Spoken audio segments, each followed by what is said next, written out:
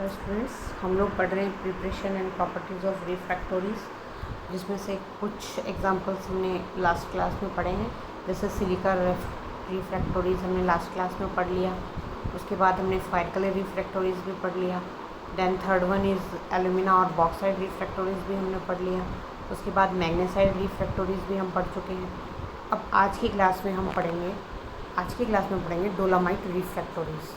ठीक है, डोलामाइट रिफ्रैक्टोरीज क्या होते हैं? ये कैल्शियम एंड मैग्नीशियम के क्या होते हैं? कैल्शियम एंड मैग्नीशियम के कार्बोनेट्स होते हैं।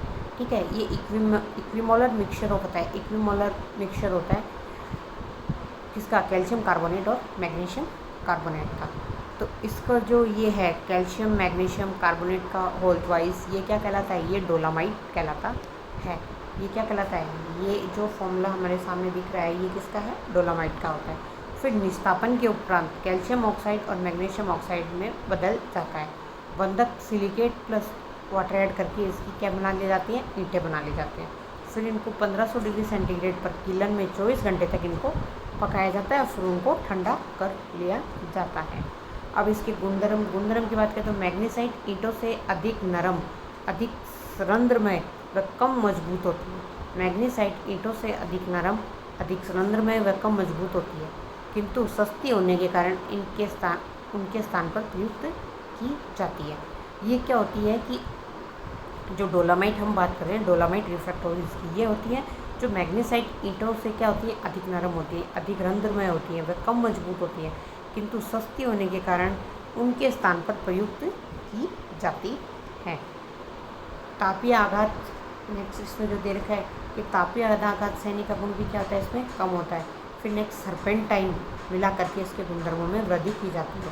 अब बात करते हैं सर्पेंटाइन की। सर्पेंटाइन क्या होता है? मैग्नीशियम ऑक्साइड और सिलिका का जो मिक्सचर होता है वो क्या कहलाता है? सर्पेंटाइन कहलाता है। इसको मिला करके इसके गुणधर्मों में क्या कर ली जाती है? वृद्धि कर ली जाती है। अब नेक्स्ट है silicon carbide refractories. Silicon carbide refractories due to high melting point of silicon का जो कार्बाइड है उसकी एक गुड रिफ्रैक्टोरी है। ये ऐसा ही सिलिकॉन कार्बाइड, मतलब सिलिकॉन जो कार्बाइड है उसका हाई मेल्टिंग पॉइंट होने के कारण से इसको क्या कहा जाता है? एक गुड रिफ्रैक्टोरी जिसको कहा जाता है। अत्यंत कठोर होने के कारण अच्छा अपघर्षी भी होता है। ये एक अच्छा एब्रेसिव भी है क्योंकि ये बहुत हार्ड होता है। तो एब्रेसिव की नेचर मेनली क्या होती है? हार्ड होना। तो ये एक अच्छा अपघर्षी भी होता है क्योंकि ये बहुत अधिक हार्ड होता है। इसमें क्या होता है? 60% सैंड होती है प्लस 40% कोक होता है। 60% सैंड प्लस 40% कोक। इनको विद्युत भट्टी में 1500 डिग्री सेंटीग्रेड पर हीट किया जाता है। ठीक है, तो उसमें small amount of salt NaCl भी इसमें ऐड कर दिया जाता है। तो इसमें क्या कह रहा है कि small amount of salt NaCl का प्रयोग लोहे की अशुद्धि को वाष्पशील क्लोराइड के रूप में वर्तन करने के लिए किया जाता है। अब हम बात करें कि हमने जो सिलिका कार्बाइड पढ़ा है कि ये बहुत ही अच्छा क्या है? ये एक गुड रिफ्रैक्टोरीज है। क्यों है? क्योंकि इसका मेल्टिंग पॉइंट क्या होता है? सबसे पहले बहुत हाई होता है। और ये क्या होता है? इसकी जो नेचर होती है वो अत्यधिक कठोर होने के कारण ये बहुत अच्छा भी क्या है? एक एब्रेसिव भी होता है। इसमें क्या होता है? 60% सैंड होती है, 40% कोक होता है। फिर इसको विद्युत भट्टी में 1500 डिग्री सेंटीग्रेड पे क्या किया जाता है? इसको हीट किया जाता है। इसमें क्या होती है? स्मॉल अमाउंट ऑफ NaCl भी इसमें क्या की जाती है? ऐड की जाती है। क्यों की जाती है? कि लोहे की अशुद्धि को क्या होता है? वाष्पशील क्लोराइड में बदल करके उसको पृथक करने के रूप में इसमें क्या मिलाया जाता है? ये सॉल्ट मिलाया जाता है। अब सिलिकॉन कार्बाइड जो है उसका क्रिस्टल फॉर्म में होता है। ठीक है, उसको पीस करके उसमें बाइंडर मिला देते हैं, फायर क्ले या ग्रेफाइट। ठीक है, तो उसको ईंटों को औपचारिक वातावरण में अब फिर उसकी ईंटें बना लेते हैं। फिर उन ईंटों को क्या करते हैं? 1500 डिग्री सेंटीग्रेड पर पका के तैयार कर लिया जाता है। फिर उनको सुखा लिया जाता है। इस तरीके से वो जो ईंटें हैं उनमें 85 से 90% सिलिका कार्बाइड पाया जाता है। ठीक है, अब इसके गुणधर्म आते हैं। रसायनों के प्रति प्रतिरोधकता इसकी असाधारण होती है। ठीक है, उच्च ताप सहता तथा तापीय आघात सहने का गुण भी इसमें क्या होता है? उत्तम होता है। बिखराव तथा इसका जो कटाव होता है, इसमें बिखराव का तथा कटाव भी क्या होता है? इसका न्यूनतम होता है। ठीक है, ये 1650 डिग्री सेंटीग्रेड उससे भी अधिक तापमान पर भी उच्च भार वहन करने की इसकी क्षमता होती है। फिर इसका उपयोग मफल भट्टी में, भट्टी तल व पार्टीशन वॉल बनाने में, क्रूसिबल में, सिलिका कार्बाइड इसमें इसका उपयोग किया जाता है। अब नेक्स्ट हम पढ़ेंगे ग्रेफाइट। Natural allotrope form. ये एक नेचुरल एलोट्रोप फॉर्म होती है, गहरे रंग की होती है और एकदम चमकदार होती है, गहरे रंग का कार्बन उत्पाद को विद्युत भट्टी में 2850 डिग्री सेंटीग्रेड 3 से 5 वीक तक लगातार हीट करते हैं। ठीक है, फिर जो ग्रेफाइट्स की जो फ्लैक्स होती है उनको मिक्स विथ फायर क्ले, उनको फायर क्ले के साथ मिक्स कर लिया जाता है। फायर क्ले के साथ मिक्स करके उसको क्रूसिबल में प्रयोग किया जाता है। क्रूसिबल को ऑक्सीकारक प्रतिरोधी बनाने के लिए उसकी सतह पर बोरिक एसिड, बोरेक्स या सोडियम सिलिकेट अथवा CaCl2 की परत भी चढ़ाई जाती है। अब इसके गुणधर्म की बात कर रहे हैं, तो इसके गुणधर्म में क्या होता है, गुणधर्म क्या कह रहे हैं इसके गुणधर्म के बारे में। इसके गुणधर्म क्या क्या, उच्च ताप सहता एवं अम्लीय धातुमल के प्रति असाधारण प्रतिरोध क्षमता होती है इसकी। ठीक है, फिर इसकी अत्यंत उच्च ताप पर भी भार वहन करने की क्षमता होती है। बहुत अधिक तापमान होगा वहाँ पर भी बहुत अधिक भार वहन कर लेगा। ताप या आघात बिखराव प्रतिरोध भी इसका क्या होता है, उत्तम होता है, अच्छी क्वालिटी का होता है। ऑक्सीकारक वातावरण में भी प्रयुक्त किया जा सकता है इसको। ठीक है, इसका उपयोग क्रूसिबल में किया जाता है। इसका उपयोग कहाँ किया जाता है, क्रूसिबल में। ग्रेफाइट ईंटों का प्रयोग इलेक्ट्रोड बनाने में, भट्टियों में रासायनिक प्रतिरोधी बनाने में के लिए अस्त्र लगाने में और परमाणु भट्टियों में भी इसका प्रयोग किया जाता है। अब नेक्स्ट हम बढ़ रहे हैं क्रोमाइट रिफ्रैक्टोरीज। क्रोमाइट रिफ्रैक्टोरीज है, क्रोमाइट रिफ्रैक्टोरीज Cr2O3.SeO, इसको क्या कहते हैं, क्रोमाइट कहते हैं। क्रोमियम का ऑक्साइड प्लस Fe आयरन का ऑक्साइड, इसको क्या कहा गया है, क्रोमाइट कहा गया है। तो क्रोमाइट को मिक्स विथ चिकनी मिट्टी अथवा चूना के साथ मिक्स करके क्या बना लेती हैं, ईंटें बना ली जाती हैं। फिर उन ईंटों को 1500 से 1700 डिग्री सेंटीग्रेड तापमान पर पकाया जाता है।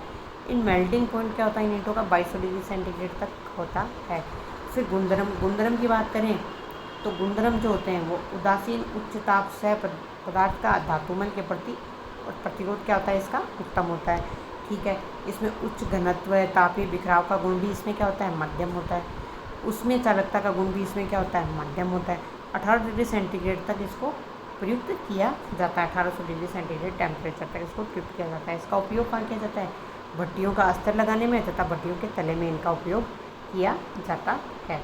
अब नेक्स्ट लास्ट वन हम पढ़ेंगे इसमें पोर्सलिन, आल्सो नोन एज म्यूलाइट, इसको म्यूलाइट भी कहते हैं। ठीक है, ये Al2O3 प्लस फायर क्ले का निश्चित अनुपात में मिक्सचर होता है। क्या होता है ये, Al2O3 प्लस फायर क्ले का निश्चित अनुपात में मिक्सचर होता है। इसका केमिकल कंपोजिशन क्या होता है, Al2O3.SiO2।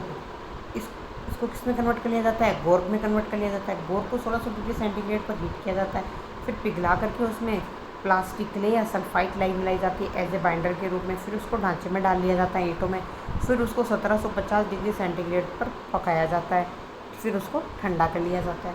अब इसके गुणधर्म की बात आती है तो बेहतर उच्च ताप सहता, इसमें क्या होती है, बेहतर उच्च ताप सहता का गुण होता है। और दूसरा अम्लीय एवं भास्मिक स्लैग प्रतिरोधी भी होता है। ठीक है, फिर उसके बाद नेक्स्ट ऑक्सीकारक एवं अपचायक वातावरण में भी अप्रभावित रहता है। ये जो ऑक्सीकारक अपचायक जो होता है उसके अंदर भी क्या होता है, जो ऑक्सीकारक और जो अपचायक होते हैं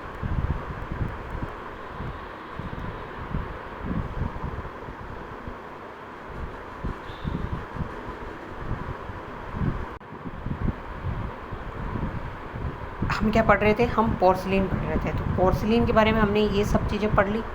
पोर्सलिन क्या है कि इसको एज ए म्यूलाइट भी जाना जाता है। Al2O3 और फायर क्ले को निश्चित अनुपात में मिला लिया जाता है। इसका केमिकल कंपोजिशन क्या होता है, 3Al2O3.2SiO2 इसका होता है।